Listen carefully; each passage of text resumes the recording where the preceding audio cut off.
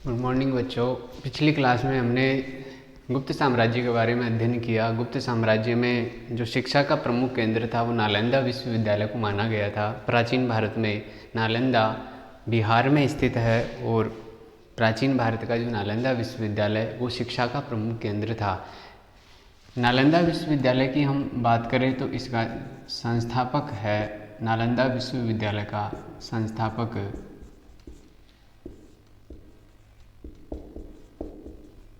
नालंदा विश्वविद्यालय का संस्थापक कुमारगुप्त,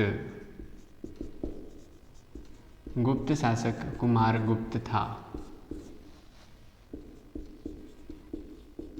यहाँ पर लगभग 10,000 विद्यार्थी और शिक्षक है वो निवास करते थे और यहाँ प्रवेश का जो तरीका है वो प्रवेश परीक्षा के माध्यम से होता था। जिसको उपधा परीक्षण कहा जाता था। उपधा परीक्षण, ये उपधा परीक्षण वो माध्यम था जिसके माध्यम से विद्यार्थियों को प्रवेश दिया जाता था। विद्यार्थियों को प्रवेश दिया जाता था। नालंदा विश्वविद्यालय में भागलपुर बिहार में है ये और शिक्षा का प्रमुख केंद्र इसके शीलभद्र है जो कुलपति प्रमुख रूप से हुए हैं गणमती और स्थिरमती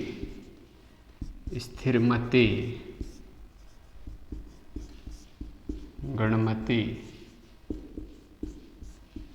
और शीलभद्र,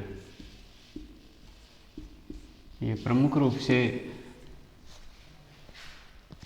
आचार्य या कुलपति रहे हुए थे। इसे हम हवेनसांग की बात करें तो वह भी यहाँ अध्ययन करने आया था। धर्म, विज्ञान, तर्कशास्त्र आदि की शिक्षा इस विश्वविद्यालय में दी जाती थी। तो हमने पिछली क्लास में नालंदा विश्वविद्यालय के बारे में अध्ययन कर लिया था। नेक्स्ट जो हमारा पार्ट था, ये शिक्षा पढ़ रहे थे। नेक्स्ट जो हमारा गुप्त साम्राज्य में जो टॉपिक है वो है विज्ञान और प्रौद्योगिकी। गुप्त साम्राज्य में प्रशासन, सामाजिक, आर्थिक व्यवस्था के साथ साथ विज्ञान और तकनीकी के क्षेत्र में भी अभूतपूर्व उन्नति हुई और अनेक ऐसे आविष्कार हुए, अनेक उद्योग विकसित हुए जिससे गुप्त साम्राज्य उन्नत अवस्था में या सुदृढ़ अवस्था में पहुंच गया। तो विज्ञान और प्रौद्योगिकी की विभिन्न शाखाओं का विकास इस काल में हुआ। विज्ञान एवं प्रौद्योगिकी,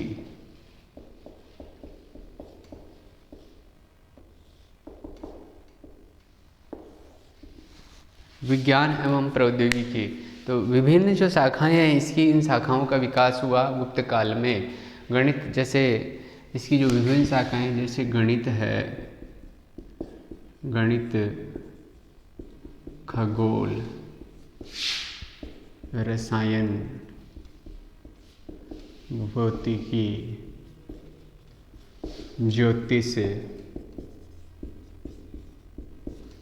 ये विभिन्न जो शाखाएं थी विज्ञान की, इन शाखाओं का इस काल में भी, जैसे शल्य चिकित्सा है, शल्य चिकित्सा,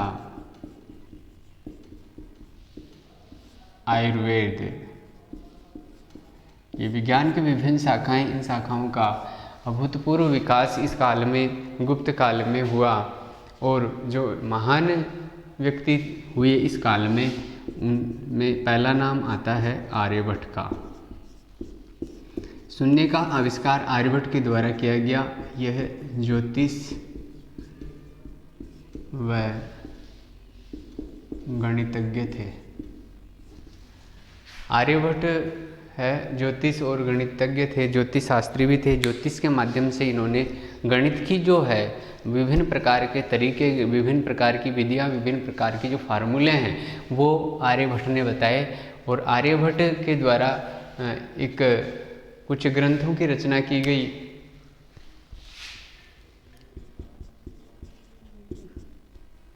दस गीतिका सूत्र,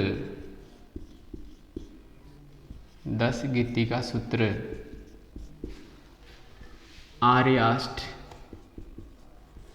आर्याष्ट शतक, ये प्रमुख जो ग्रंथ है आर्यभट्ट के, उनके द्वारा लिखे गए।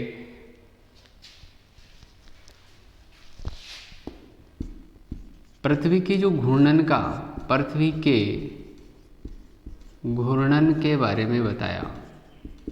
आर्यभट्ट ने सबसे पहले पृथ्वी अपने अक्ष पर घूमती है, ये बात सबसे पहले आर्यभट्ट ने ही हमें बताई थी कि पृथ्वी अपने अक्ष पर घूमती है, या इसको घूर्णन कहते हैं। पृथ्वी के घूर्णन के बारे में बताया सबसे पहले आर्यभट्ट ने ही बताया। दूसरी बात या हम बात करें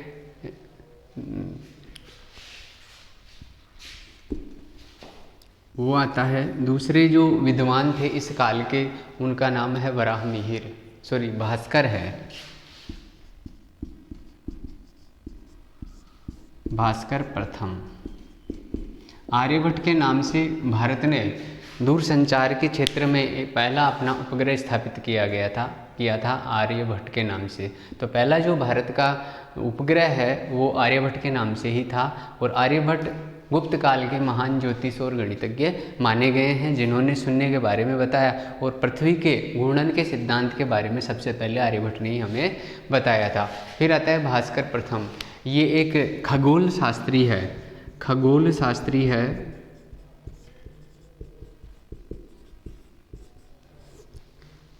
और इन्होंने एक टीका लिखी, भाष्य नामक जो ग्रंथ है,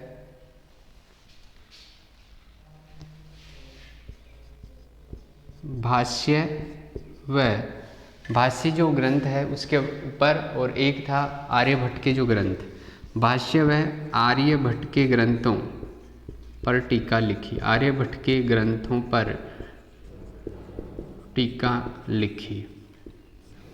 इस भास्कर प्रथम ने, जो खगोल शास्त्री है, उन्होंने भाष्य नामक ग्रंथ और भाष्य के अलावा जो आर्यभट्ट के जो ग्रंथ थे, जैसे हमने आर्यभट्ट के ग्रंथ 10 गीति का सूत्र है, आर्याष्ट शतक है, आदि जो ग्रंथ थे आर्यभट्ट के, उन पर टीकाएं भास्कर प्रथम ने ही लिखी। इसके बाद में नाम आता है वराहमिहिर का। नेक्स्ट जो विद्वान इस काल के थे वो थे वराहमिहिर। पहले आर्यभट्ट सर्वोच्च स्थान दिया गया है, पृथ्वी की जो घूर्णन गति का जो सिद्धांत है वो आर्यभट्ट ने हमें बताया। अगला नाम आता है वराहमिहिर का, वराहमिहिर खगोल शास्त्री हैं वराहमिहिर भी। वराहमिहिर एक खगोल शास्त्री थे गुप्त काल के, और ज्योतिष इन्होंने भारतीय ज्योतिष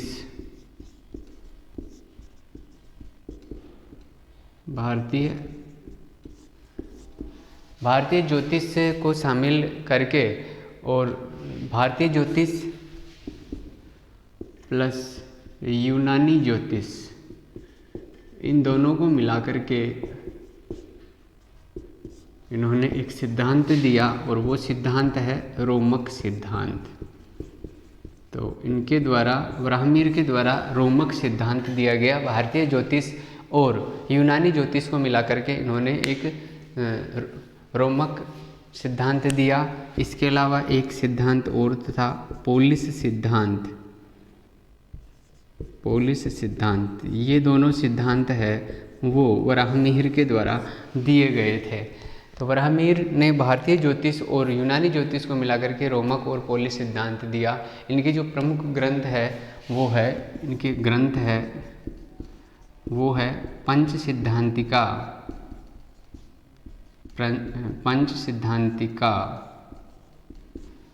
बृहत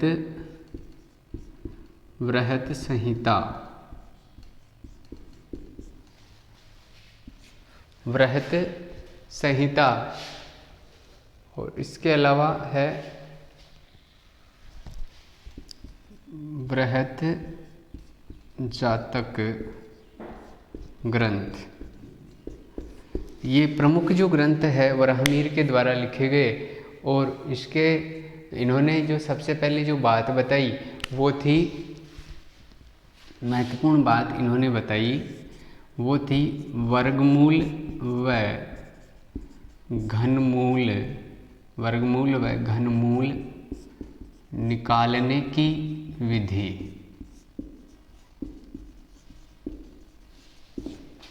वराहमिहिर के द्वारा सबसे पहले जो वर्गमूल और घनमूल निकालने की सर्वप्रथम जो विधि बताई इतिहास में, वो वराहमिहिर के द्वारा बताएगी।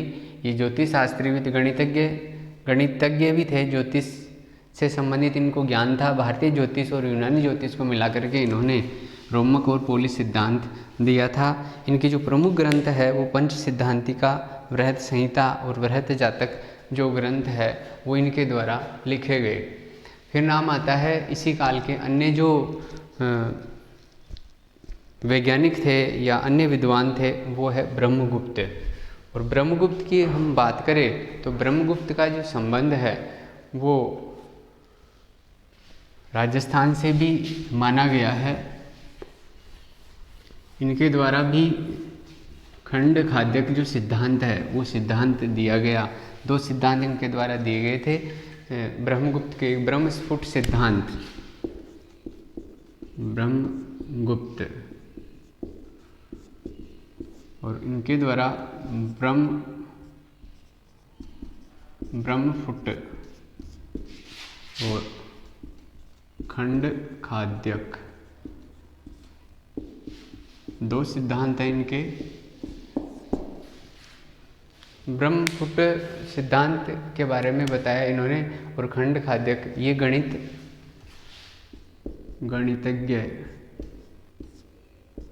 गणितज्ञ व ज्योतिष थे।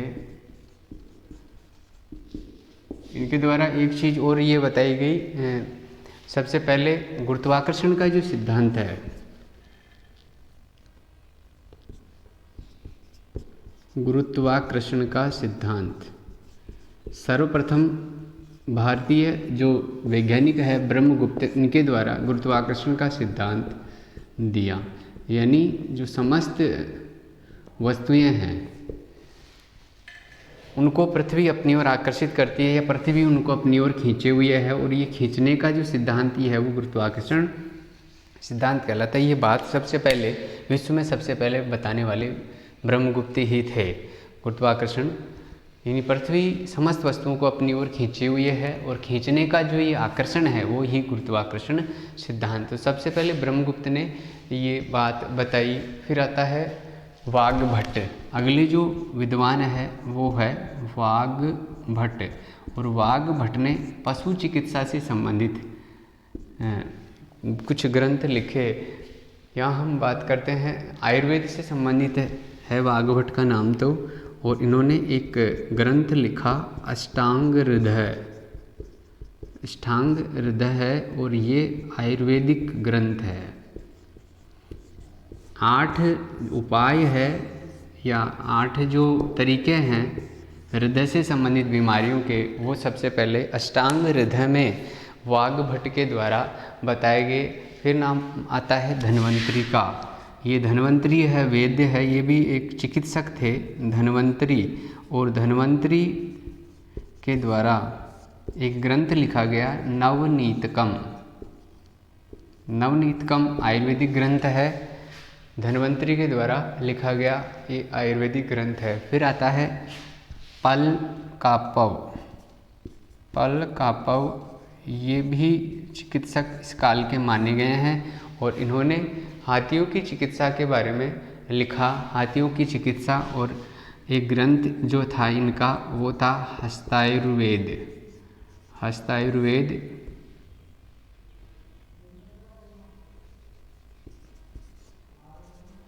हाथियों की चिकित्सा से संबंधित।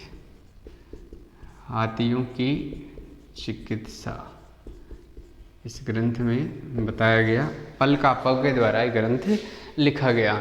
और भी बहुत से इस काल के जो है विद्वान हुए, वैज्ञानिक हुए। जैसे हम बात करें कणाद की, तो कणाद ने भी एक सिद्धांत दिया वैशेषिक दर्शन का। वैशेषिक दर्शन, अणु सिद्धांत। इनके जो सिद्धांत का नाम है वो है अणु सिद्धांत।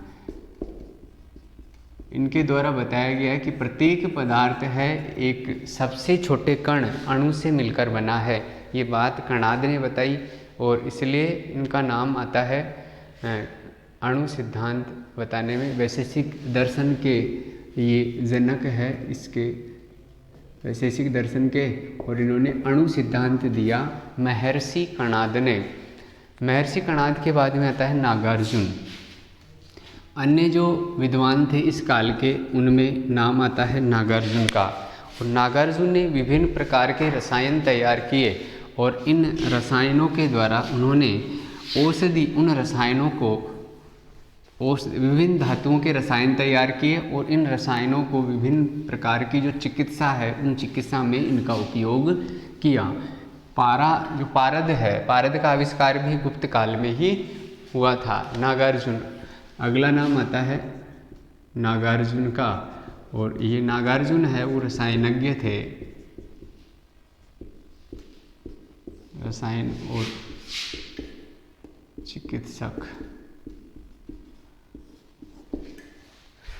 रसायन, विभिन्न धातुओं के रसायन, धातु विज्ञान से संबंधित सोने चांदी के जो रासायनिक मिश्रण है उनका प्रयोग इन्होंने रोगों के निवारण में किया, रोग विज्ञान में किया, रोगों के निवारण के लिए प्रमाणित किया। पारद का आविष्कार सबसे पहले। यहाँ हम रसायनों का उपयोग रोग चिकित्सा में,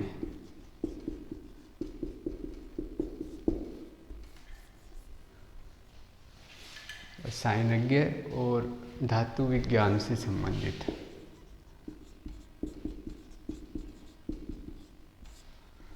धातु वैज्ञानिक पारद या पारे का आविष्कार किया इन्होंने, पारद।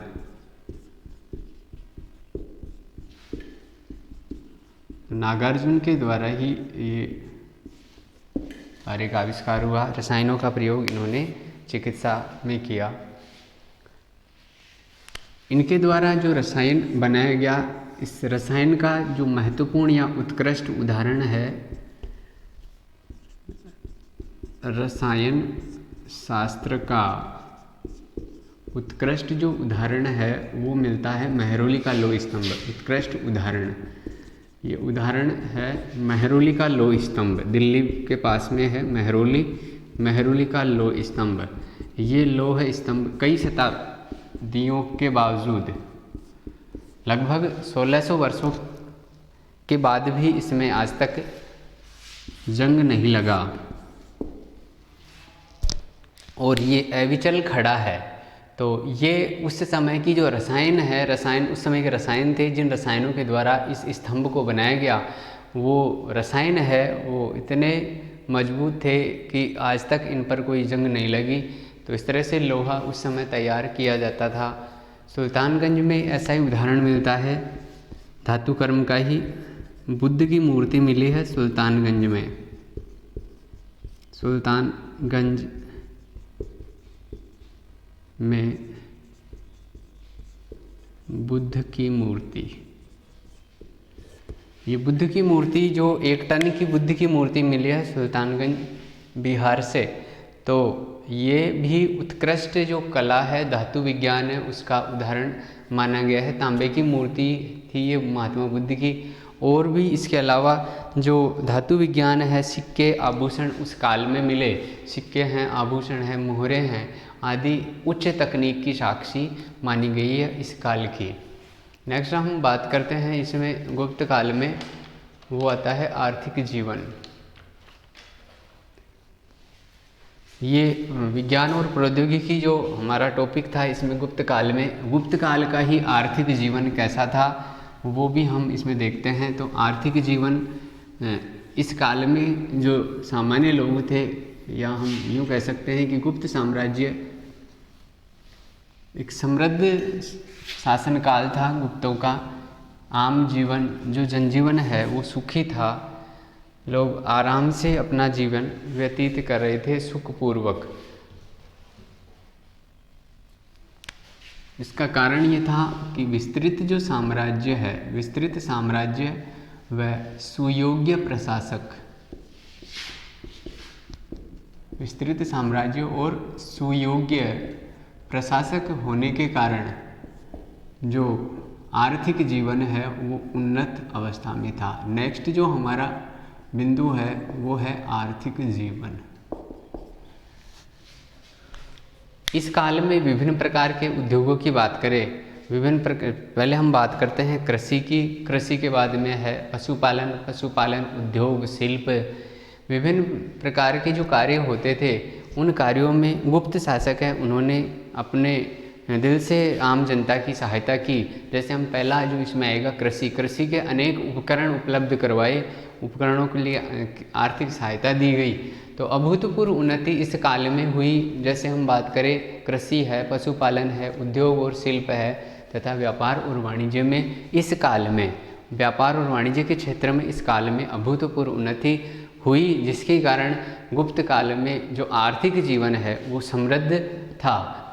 ये सब हुआ विस्तृत साम्राज्य और योग्य शासकों की वजह से ऐसा संभव हो पाया।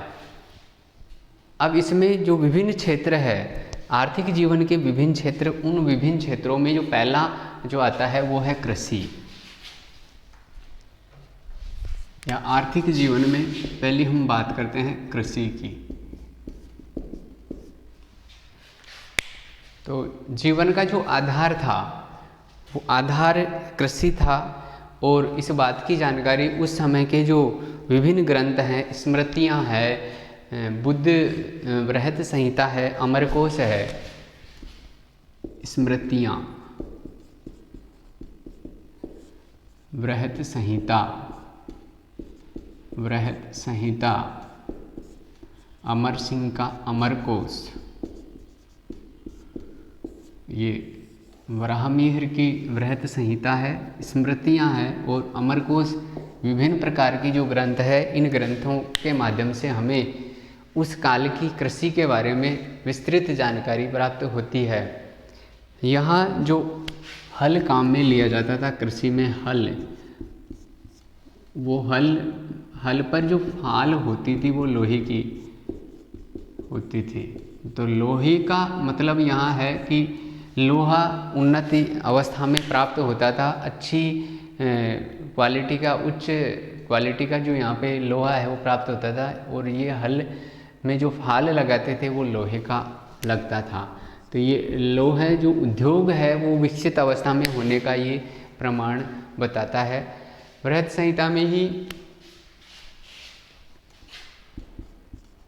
बृहत संहिता में बीजों की गुणवत्ता, हाइब्रिड जो बीज है वो काम में लिए जाते थे। इस काल में भी इस बात का उल्लेख मिलता है बृहत संहिता में कि बीजों की गुणवत्ता बढ़ाने और धरती की जो उर्वरा शक्ति है, गुणवत्ता व भूमि की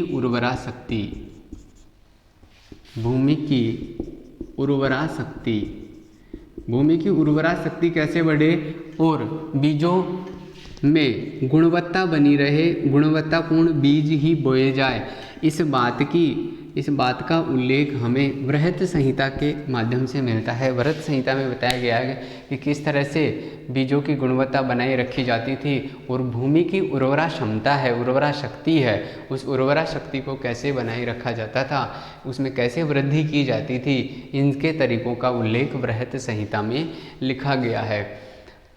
इसके अलावा जो गुप्त सम्राट है, उन गुप्त सम्राटों द्वारा सिंचाई के साधन उपलब्ध करवाए गए। कृषि के लिए जो सिंचाई है उसकी सुविधाएं प्रदान करने का प्रयास किया गुप्त सम्राटों के द्वारा। और इसका एक बहुत ही अच्छा उदाहरण जल संरक्षण का हम पहले भी पढ़ चुके हैं कि स्कंदगुप्त का जो जूनागढ़ अभिलेख था, स्कंदगुप्त के जूनागढ़ अभिलेख, इस जूनागढ़ अभिलेख में जल संरक्षण का बहुत ही उत्कृष्ट उदाहरण मिलता है और वो है सुदर्शन झील।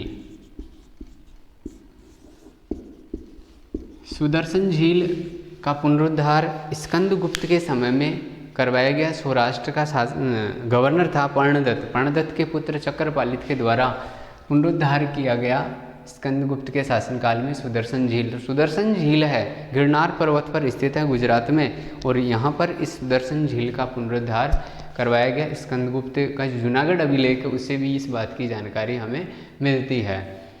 यहाँ सिंचाई या कृषि की हम बात करें तो जो सिंचाई होती थी, सिंचाई के दो साधन थे सिंचाई करने के, एक रहट और एक होता था घटी यंत्र।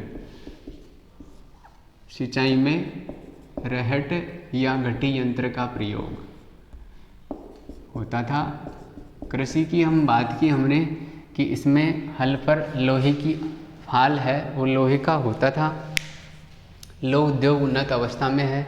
इसके अलावा अमरकोश है। अमरकोश में विभिन्न प्रकार की जो फसलें हैं उन फसलों का भी उल्लेख किया गया है, जैसे गेहूँ है, धान है, ज्वार है, दाल, मटर, अदरक, सरसों, तिल, अलसी, काली मिर्च, विभिन्न प्रकार की जो फसलें हैं उन फसलों का उल्लेख किया गया है। फिर बात करते हैं हम बृहत संहिता की। बृहत संहिता में बीजों की गुणवत्ता और भूमि की उर्वरा शक्ति बढ़ाने के तरीके हैं, बढ़ाने के तरीकों का उल्लेख था। इसी में एक बात और कही गई है कि वर्ष में, बृहत संहिता में एक बात कही कि वर्ष में 3 फसलें ली जाती थी। 3 फसलें ली जाती थी एक वर्ष में। और 3 फसलें हम बात करें तो 3 फसलों की जो होती थी, पहली जो फसल है वो बसंत में, पहली फसल है वो ली जाती थी श्रावण मास में, दूसरी होती थी बसंत में, और तीसरी चैत्री या वैशाख महीने में तीसरी फसल ली जाती थी। तो 3 फसलों का उल्लेख, वर्ष में 3 फसलों का उल्लेख बृहत संहिता में मिलता है कि 3 विभिन्न समय पर 3 फसलें एक साल में ली जाती थी। इस बात की जानकारी भी बृहत संहिता से मिलती है। अमरकोश में ही, अमरकोश में 12 प्रकार की भूमि का उल्लेख किया गया है। भूमि के, अमर सिंह ने अपने ग्रंथ अमरकोश में 12 प्रकार की भूमि का उल्लेख किया, और वो 12 प्रकार की भूमि में से जो प्रचलन में थी वो 5 प्रकार की भूमि थी। तो प्रचलन में 5 प्रकार की भूमि का उल्लेख मिलता है।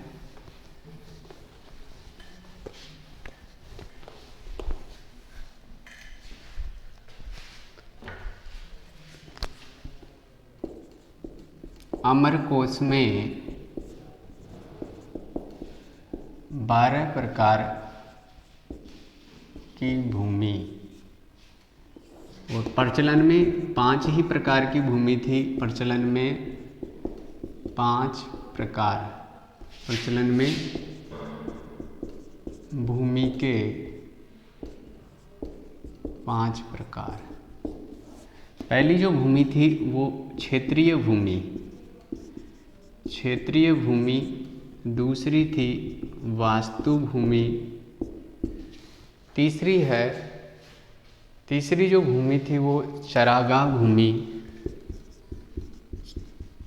चरागाह भूमि। चौथी जो थी वो सिल भूमि, और 5वीं थी वो थी अपृहत भूमि, अपृहत। इस तरह से 5 प्रकार है भूमि के, वो अमरकोश में टोटल 12 प्रकार, लेकिन प्रचलन जो काम में लिए जाते थे वो 5 ही प्रकार थे अमरकोश के अनुसार। इसके बाद में आता है, ये था कृषि के क्षेत्र में आर्थिक जीवन कैसा था। फिर इसी क्षेत्र में आर्थिक जीवन में ही दूसरा जो पॉइंट आता है वो आता है पशुपालन का।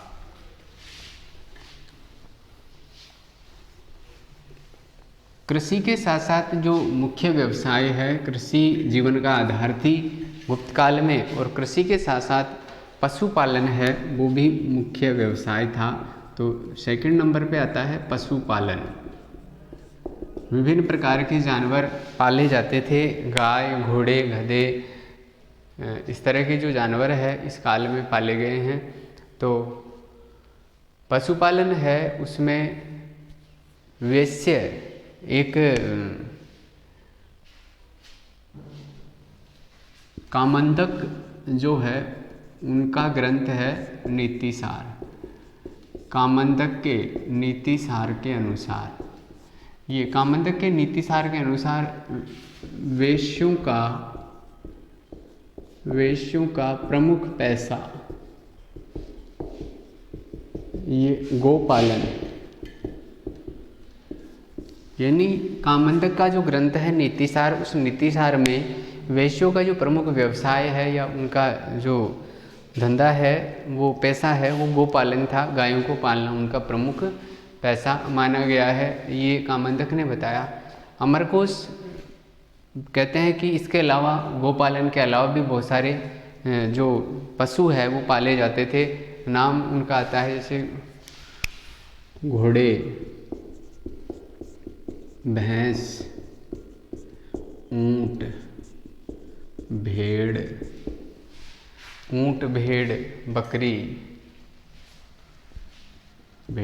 बकरी, गधा, कुत्ता, बिल्ली आदि। ये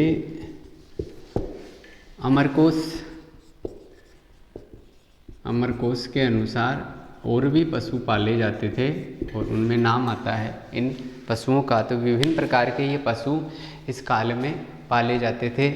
बैल जो है उसका उपयोग, यहाँ बैल भी है। बैल का उपयोग दो कार्यों में, एक तो कृषि कार्य हल जोतने में, बैल हल जोतने व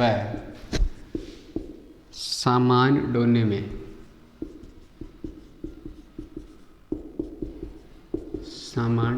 में, बैल का प्रयोग इस काल में हल चलाने में और सामान ढोने में उसका प्रयोग होता था बैल का।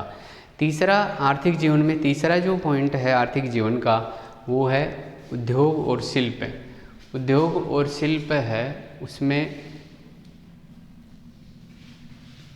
उद्योग और शिल्प के साथ साथ प्रौद्योगिकी का भी विकास हुआ। विज्ञान और जो प्रौद्योगिकी है उसका विकास हुआ, जिसकी वजह से शिल्प और उद्योग उन्नत अवस्था में आए। विभिन्न प्रकार के उद्योग है इस काल में विकसित हुए। तकनीकी कौशल में अद्भुत प्रगति दिखाई देती है हमें। तो तीसरा है उद्योग व शिल्प।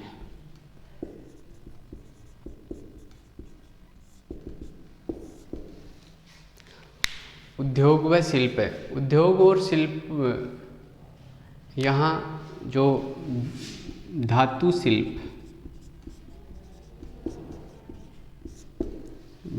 शिल्प है, वस्त्र निर्माण, धातु शिल्प, वस्त्र निर्माण और इसके अलावा आभूषण कला,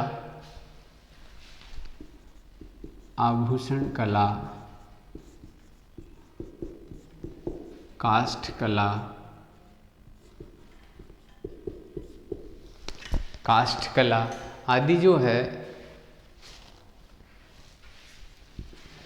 एक है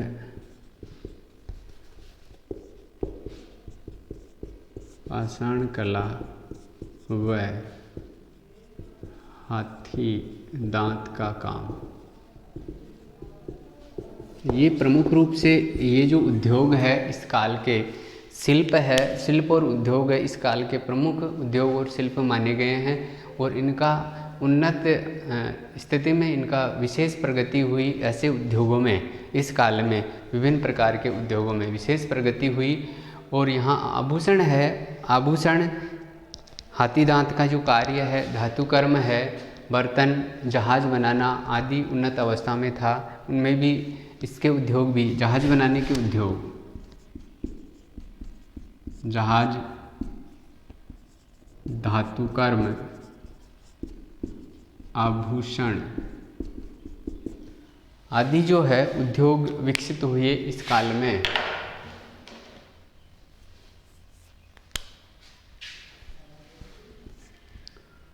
बर्तन आदि उद्योग इस काल में विकसित थे। उद्योग और शिल्प की हम बात करें तो धातु विज्ञान का जो उत्कृष्ट उदाहरण हम बात कर चुके हैं धातु कर्म में, धातु उद्योग में, तो उत्कृष्ट उदाहरण धातु कर्म का वो मेहरौली का लोह स्तंभ जो दिल्ली में स्थित है वो गुप्त काल का ही माना गया है और सैकड़ों शताब्दियाँ यानी कई सौ वर्षों के बाद भी उसमें अब तक है वो जंग नहीं लगा और वो अविचल खड़ा है मेहरौली का लोह स्तंभ। ये धातु कर्म का उत्कृष्ट उदाहरण, धातु कर्म का उत्कृष्ट उदाहरण मेहरौली का लोह स्तंभ।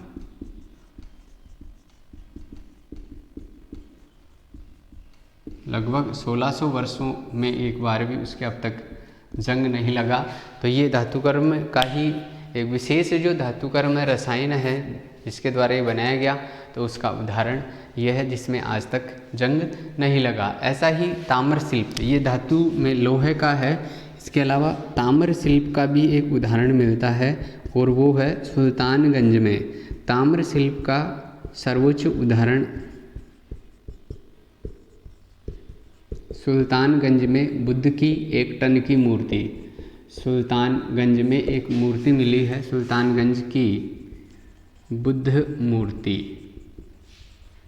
ये ताम्र शिल्प का सर्वोत्कृष्ट उदाहरण माना गया है। विशाल मूर्ति मिली है सुल्तानगंज बिहार में और वर्तमान में ये मूर्ति है बुद्ध की मूर्ति। ये इंग्लैंड के बकिंघम म्यूजियम में, इंग्लैंड के बकिंघम म्यूजियम में स्थित है ये बुद्ध की मूर्ति जो ताम्र शिल्प का गुप्त काल का सर्वोच्च उदाहरण माना गया है।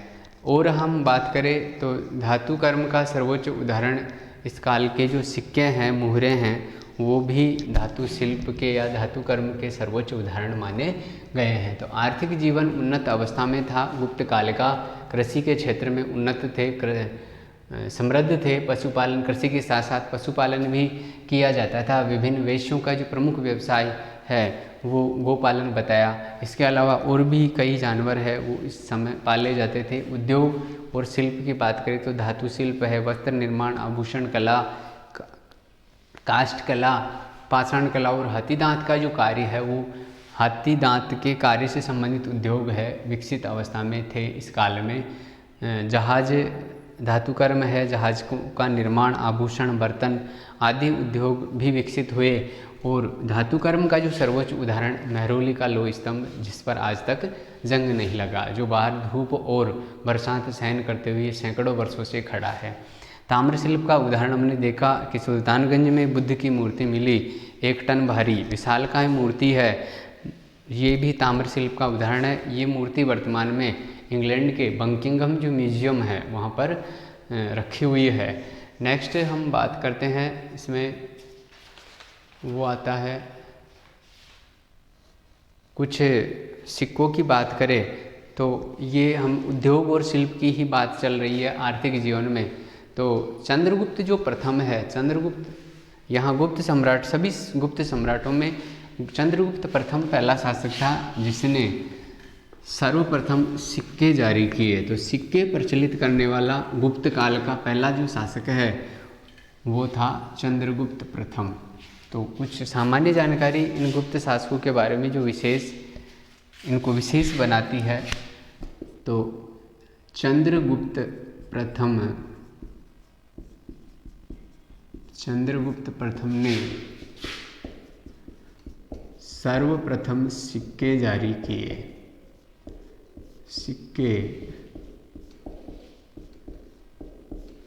किए।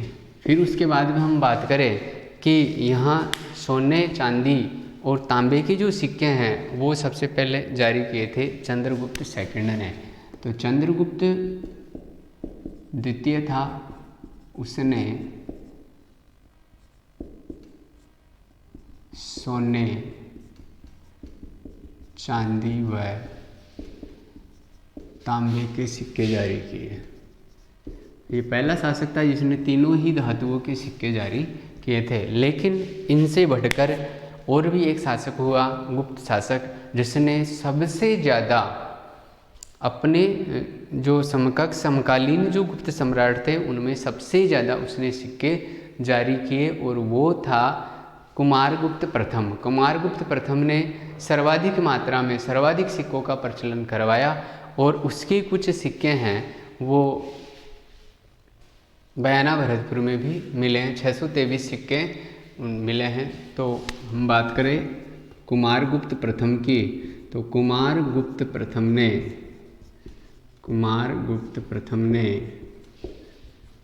सर्वाधिक सिक्के प्रचलित किए।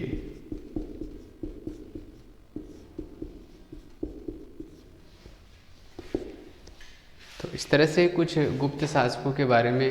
और इस समय गुप्त काल की जो स्वर्ण मुद्रा है, स्वर्ण मुद्रा को दिनार कहा गया। इम्पोर्टेंट चीज़ है ये कि गुप्त काल में स्वर्ण मुद्रा को, स्वर्ण के सिक्कों को क्या कहा जाता था, तो स्वर्ण मुद्रा को दिनार कहा जाता था।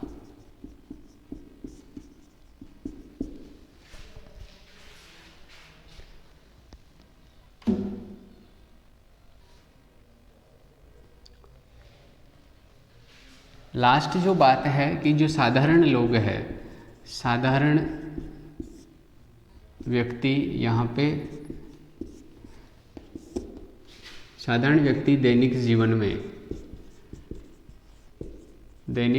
में वस्तु विनिमय, यानी यहाँ पर वस्तु विनिमय माध्यम था, लेन देन का जो माध्यम है वस्तु विनिमय था, विनिमय तथा कोडियाँ। दैनिक जीवन में वस्तु विनिमय और कोडियों के माध्यम से वो लेन देन करते थे, कोडियों से काम चलाते थे। जो सामान्य जनता है, वस्तु विनिमय, वस्तुओं का आदान प्रदान, या फिर कोडियों का प्रयोग वो करते थे, सामान्य जो व्यक्ति होते थे वो। तो इस तरह से हम कह सकते हैं कि एक भारतीय इतिहास का स्वर्णकाल कहा जाए तो ये स्वर्णकाल है वो गुप्त काल को ही कहा जाता है। प्राचीन भारत का स्वर्णकाल गुप्त काल को ही कहा जाता है। नेक्स्ट हम बात करते हैं, वो है वस्त्र।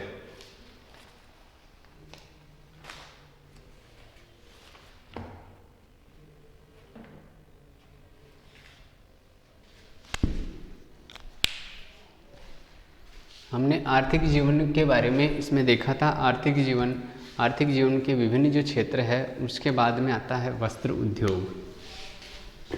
वस्त्र उद्योग है वो प्रमुख व्यवसाय कह सकते हैं इस काल का, वस्त्र उद्योग।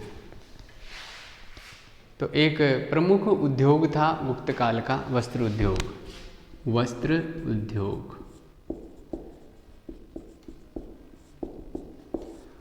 तो गुप्त काल का प्रमुख उद्योग वस्त्र उद्योग है, वो गुप्त काल का प्रमुख उद्योग था। और इस बात का उल्लेख अमरकोश में मिलता है। अमरकोश के अनुसार, अमर सिंह का जो अमरकोश जो ग्रंथ था उसके अनुसार गुप्त काल का जो प्रमुख उद्योग था वो उद्योग था वस्त्र उद्योग।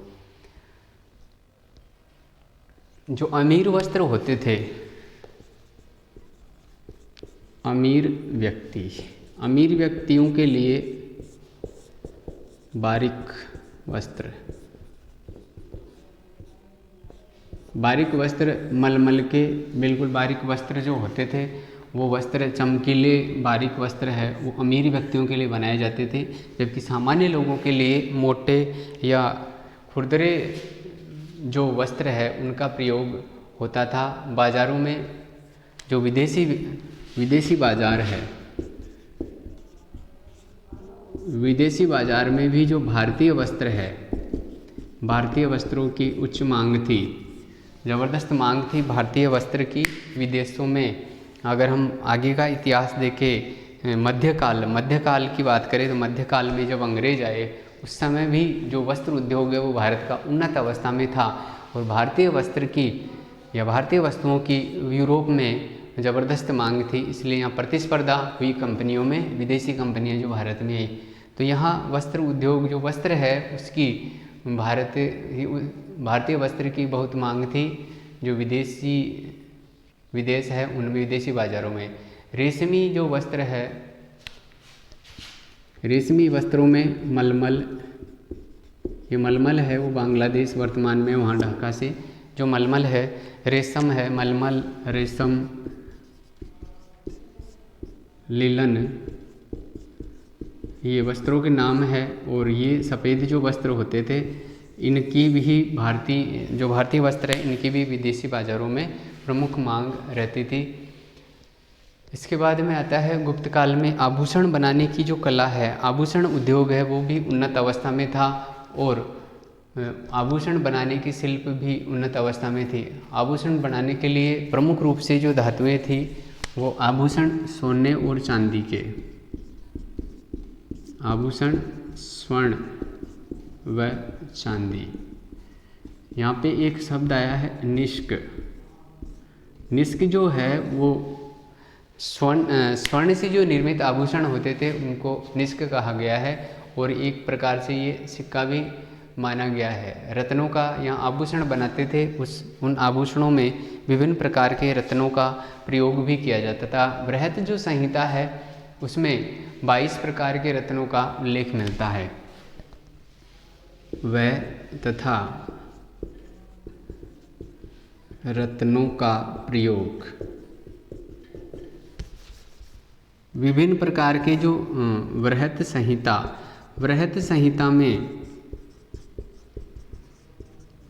22 प्रकार के जो रत्न हैं उनका उल्लेख मिलता है। रत्नों में 22 प्रकार के जो रत्न हैं वो मिलते हैं गुप्त काल में।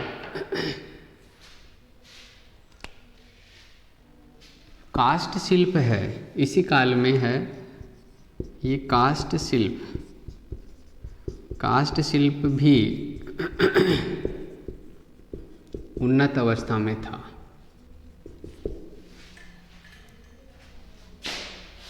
लकड़ी से विभिन्न प्रकार के जो उपकरण है वो तैयार होते थे और हाथी दांत, इसके अलावा जो हाथी दांत के उद्योग, हाथी दांत का जो कार्य है वो भी होता था इस काल में।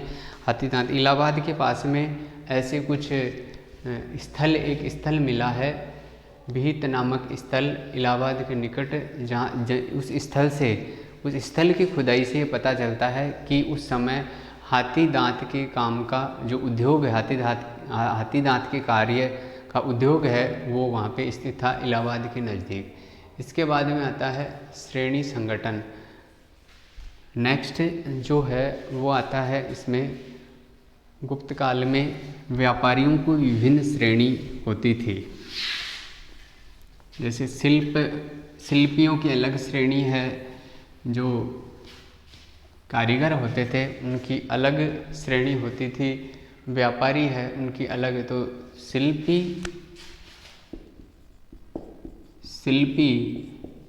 उद्यमी व व्यापारी, इनकी अलग अलग श्रेणियाँ। तो यहाँ पे नेक्स्ट जो हम बात कर रहे हैं वो है श्रेणी संगठन।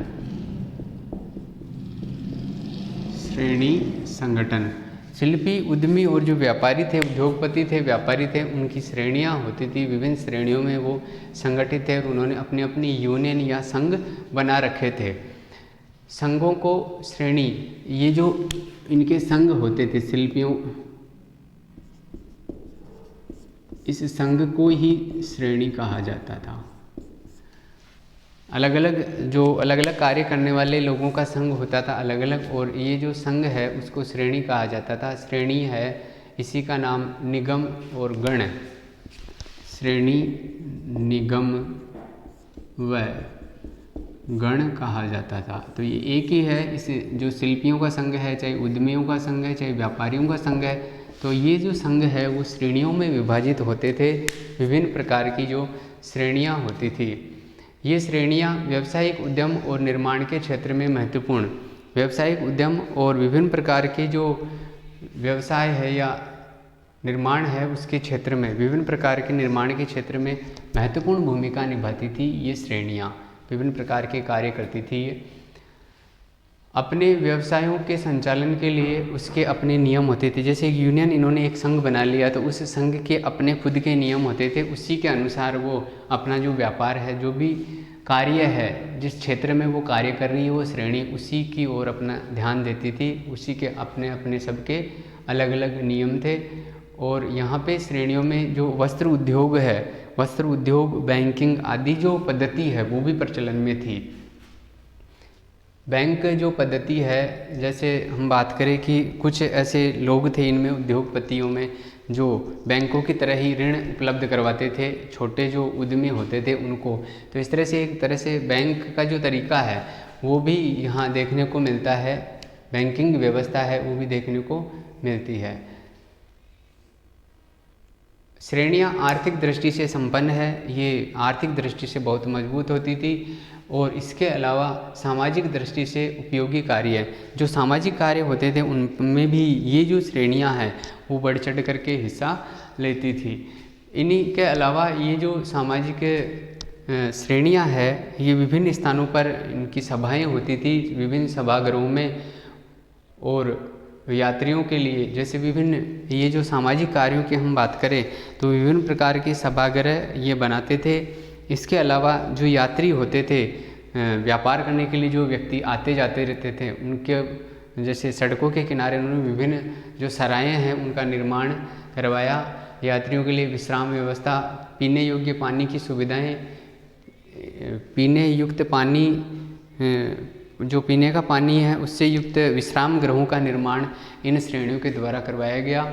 इसके साथ साथ इन्होंने बड़े बड़े जो जलाशय है उनका निर्माण कराए। विभिन्न प्रकार के जो उद्यान है वो, और उद्यानों के अलावा मंदिर आदि का भी निर्माण इन श्रेणियों के द्वारा करवाया गया। मंदसौर में एक कुमारगुप्त कालीन एक लेख मिलता है, उस जो लेख है उससे पता चलता है, दसपुर है, दसपुर मंदसौर में, तो वहाँ पर उससे पता चलता है कि तंतुवाहू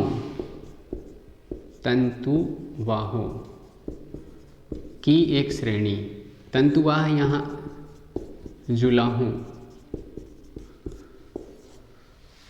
तंतुवाहों की एक श्रेणी थी। ये दसपुर है,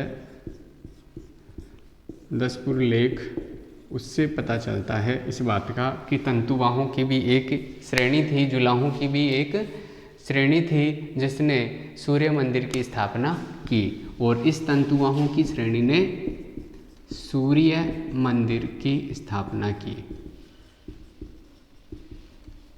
तो दसपुर का जो सूर्य मंदिर है वो सूर्य मंदिर तंतुवाहों या जुलाहों के द्वारा ही निर्मित करवाया गया था। इस बात की जानकारी दसपुर लेख है उसके द्वारा, कुमारगुप्त का मंदसौर अभिलेख है उससे मिलती है कि तंतुवाहों की एक विशेष श्रेणी ने वहाँ पर सूर्य मंदिर का निर्माण करवाया था। ये विभिन्न जो प्रकार की जो श्रेणियाँ हैं वो आंतरिक मामलों में पूर्णतः स्वतंत्र होती थी। आंतरिक जो निर्णय है वो ये स्वयं लेती थी अपने आप में। और इसका जो प्रधान होता था,